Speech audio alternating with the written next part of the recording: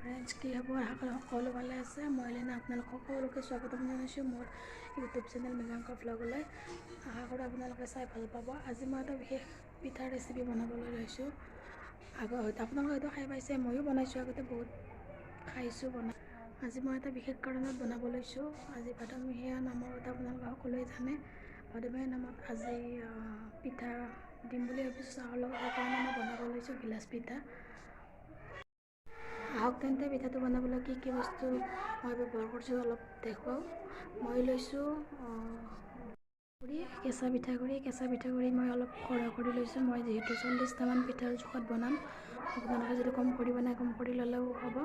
আৰু এইফালে লৈছোঁ নাৰিকল মই 3টা কাটি লৈছোঁ, 3টা কাটি ৰুকি লৈছোঁ। আপোনালোকে নাৰিকল নিদিলেও বনাব পাৰে আৰু দিলেও বেছি ভাল লাগে।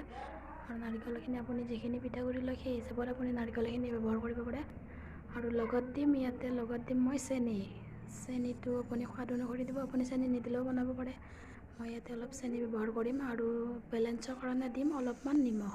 আহকচোন তেন্তে আমি পিঠাখিনি কেনেকৈ মঠো চাই লওঁ। মই ইয়াতে নাৰিকল আৰু চেনিখিনি দি ল'লোঁ আৰু এইখিনি মই ভালদৰে মিক্স কৰি ল'ম। মোৰ এইখিনি মিক্স কৰা হৈ গ'ল।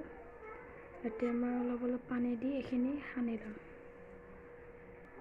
মোৰ এইখিনি অলপ পানী দি সানি লোৱা হৈ গ'ল। আৰু এইখিনি মই এতিয়া এই ডোখৰি হৈ আছে, দেখা পাইছেনে আপোনালোকে? এইখিনি মই এতিয়া চাউল চলা চালনীৰ সহায়ত মিহি কৰি চালি ল'ম। এইখন চাউল চলা চালনীৰ সহায়ত চালি ল'লে পিঠাগুড়িখিনি বঢ়িয়া মিহি হৈ যাব। চাওকচোন মই এইখিনি চালি লৈছোঁ, মিহি হৈ গৈছে। তেতিয়া পিঠাটো মিহি হয় ঢিলা হৈ যাব। আহকচোন মই এইখিনি গোটেইখিনি চালি লওঁ, তাৰপিছত দেখাই আছোঁ।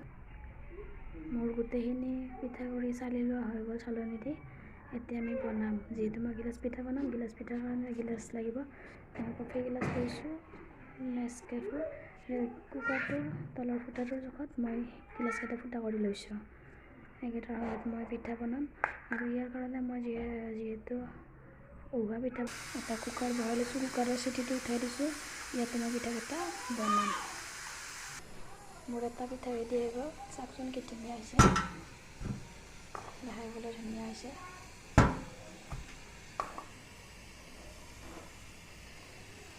এনেকৈ মই গোটেইখিনি পিঠা বনাই লওঁ, তাৰপিছত দেখাই আছোঁ আপোনাক। দেখিবলৈ কি ধুনীয়া হৈছে আৰু কি ধুনীয়া কোমল হৈছে পিঠাবিলাক। দেখিছেনে? মই আধা বনোৱা হৈছে আৰু বাকীখিনি বনাই লওঁ। মোৰ প্ৰায় পিঠা বনোৱা হ'লে আৰু অলপ বাকী আছে। কেইটামান গিলাচত দি বনালোঁ আৰু কেইটামান চেকনি দি বনাইছোঁ। চেকনি পিঠাটো অলপমান ডাঙৰ হৈছে, অলপমান চেকনি দি বনাইছোঁ কেইটামান। আৰু কেইটামান গিলাচে দি বনাইছোঁ। প্ৰায় হ'লে আৰু বনোৱা অলপ বাকী আছে। এইটো পিঠা অলপ কোনো ধৰণৰ অন্যায় নহয়। এইটো পিঠা ভাপত হোৱা পিঠা, সকলোৱে খাব পাৰে। চুগাৰ থকা মানুহে খাব পাৰে, একো প্ৰব্লেম নাই। এইটো পিঠা ভাপত হোৱা পিঠা। কুকাৰৰ চিটিটো যিটো গেছটো ওলাই আহে সেই ভাপটোত এইটো পিঠা হয়। ঠিক আছে তেন্তে আজিলৈ সামৰিছোঁ। যদি মোৰ ভিডিঅ'টো চাই ভাল পায় লাইক, শ্বেয়াৰ এণ্ড ছাবস্ক্ৰাইব কৰি ল'ব। আকৌ লগ পাম নতুন ভিডিঅ'ৰ সৈতে। তেনেহ'লে আজিলৈ সামৰিছোঁ। Bye bye.